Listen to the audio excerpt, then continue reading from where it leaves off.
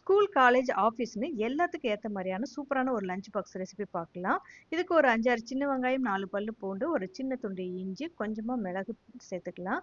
இது கூடவே 1/4 டீஸ்பூன் அளவுக்கு மிளகாய் தூள் சேர்த்துட்டு நல்லா பேஸ்ட்டா அரைச்சு எடுத்துக்கலாம். இப்போ கடாயில எண்ணெயும், நெய்யும் சேர்த்துட்டு ஒரு பெரிய வெங்காயத்த கட் பண்ணி சேர்த்துக்கலாம். வெங்காயம் நல்லா வதங்கி வரட்டும். இது கூடவே கொஞ்சம் கருவேப்பிலையும் சேர்த்துக்கலாம். வெங்காயம் வந்துட்டு இந்த மாரி ப்ரௌனிஷா நல்லா வந்து வரணும். அரைச்சு வச்சிருந்த பேஸ்ட் இது கூட சேர்த்துட்டு நல்லா பச்சை வாசனை போக நல்லா வதக்கிக்கலாம். இஞ்சி பூண்டோட இந்த ஸ்மெல்லாம் போகணும். மஞ்சத்தூளும் உப்பும் சேர்த்துட்டு நல்லா வந்து மிக்ஸ் பண்ணி விட்டுருங்க. இதுக்கு தேவையான அளவுக்கு நீங்கள் முட்டை சேர்த்துக்கோங்க. நான் 3 முட்டை சேர்த்துருக்கேன். நல்லா இது போல் நல்லா வறுபட்டு இந்த மாதிரி இருக்கணும். அப்போ தான் அதோட ஸ்மெல் இல்லாமல் இருக்கும். எக்கோட ஸ்மெல் இல்லாமல் இருக்கும்.